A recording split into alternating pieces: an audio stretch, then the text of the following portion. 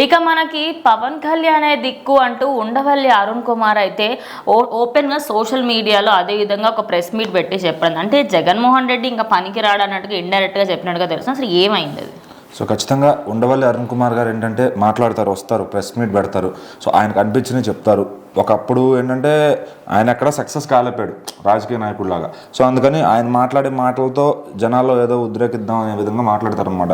So కొన్ని మాటలు అందరికీ ఎక్కుతాయి, కొన్ని మాటలు ఎక్కువ అనమాట. ఇప్పుడు ఒక హీరోకి కానీ పొలిటీషియన్కి కానీ ఎలివేషన్ ఇస్తే అది వాళ్ళకి నచ్చితే కనుక వాళ్ళందరూ స్టేటస్లు పెట్టుకోవడం అట్లా పెట్టుకుంటున్నారు ఈ రోజుల్లో. మరి అరుణ్ కుమార్ గారు మాట్లాడే మాటలు కొన్నిసార్లు ఏంటంటే ఇంకే విధంగా మాట్లాడతారో అర్థం కానట్టుగా మాట్లాడతారు అనమాట. ఇప్పుడు మొత్తానికి పవనే దిక్కు అనే టైంకి వచ్చారు. ఒకప్పుడు జగన్కి బాగా ఎలివేషన్ ఇచ్చేవాళ్ళు అనమాట.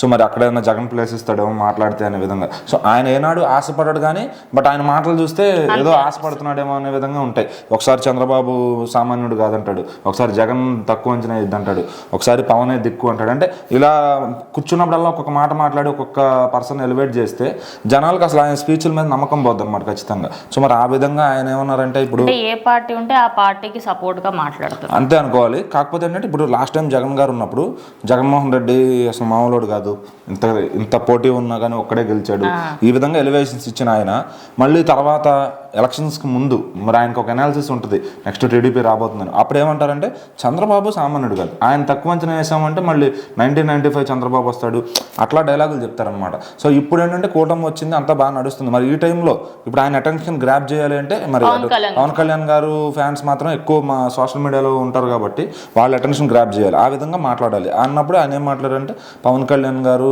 ఇప్పుడు ఒక మెయిన్ పిల్లర్లా నిలబడ్డారు పాలిటిక్స్లో. ఇప్పుడు ఆయనే ఫ్యూచర్లో కూడా రాష్ట్రానికి దిక్కు. ఎందుకంటే ఇటు జగన్ కూడా రకరకాల ఇదితో అయిపోయాడు, లేదంటే చంద్రబాబు గారు కూడా ఏజ్ అయిపోతుంది. సో మరి ఇప్పుడున్న నెక్స్ట్ ఆప్షన్ రాజకీయాల్లో పవన్ కళ్యాణ్ గారిని ఆయన ఒక స్టిక్కింగ్గా పెట్టారనమాట. ఎందుకంటే నెక్స్ట్ టర్మ్ మళ్ళీ పవన్ కళ్యాణ్ గారు ఏమన్నా వస్తే ఆయనకి కొంచెం వేవ్ ఉంది కాబట్టి ఇప్పుడు ఆయన పక్షాన్ని మాట్లాడితే ఓకే ఈయన పక్షానే మాట్లాడారు అనే విధంగా ఉంటుంది. మరి అంతకుముందు పవన్ కళ్యాణ్ గారు ఓడిపోయినప్పుడు ఎందుకు సపోర్టివ్గా మాట్లాడలేదు? సో ఆయన గెలిచినాక ఆయన విలువ గుర్తొచ్చిందా? సో మరి ఏంటంటే గెలిచినప్పుడు ఒక మాట, ఓడిపోయినప్పుడు ఒక మాట, ఆ విధంగా కరెక్ట్గా మాట్లాడకూడదు. మరి లాస్ట్ టైం 5 ఏళ్ళు జగన్కి సపోర్టివ్గా మాట్లాడారు, మరి ఇప్పుడు ఎందుకు జగన్కి మాట్లాడట్లా సపోర్టివ్గా? సో అంటే మీరు మీ మాటల్లోనే ఇక్కడ ఇది లేదనమాట, ఒక కన్సిస్టెన్సీ అనేది లేదు. సో ఖచ్చితంగా మీలాంటి వాళ్ళు జస్ట్ మీరు పెద్దలు మాట్లాడితే కొంత నెక్స్ట్ జనరేషన్కి ఇన్స్పిరేషన్గా ఉంటుంది, ఎలా మాట్లాడాలి, ఏ పదాన్ని ఎలా తెలుసుకుని మాట్లాడాలి అనేది. సో ఆ విషయంలో మటుకు నేను గ్రేట్ తోపు అని చెప్పొచ్చు అనాలిసిస్ చేయడంలో కానీ.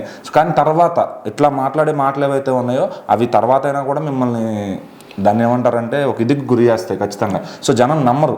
సో ఇంకా ఉండవల్లి అరుణ్ కుమార్ గారు మాటల వరకే కానీ చేతల వరకు కాదనే విధంగా ముద్రపడిపోద్ది అనమాట.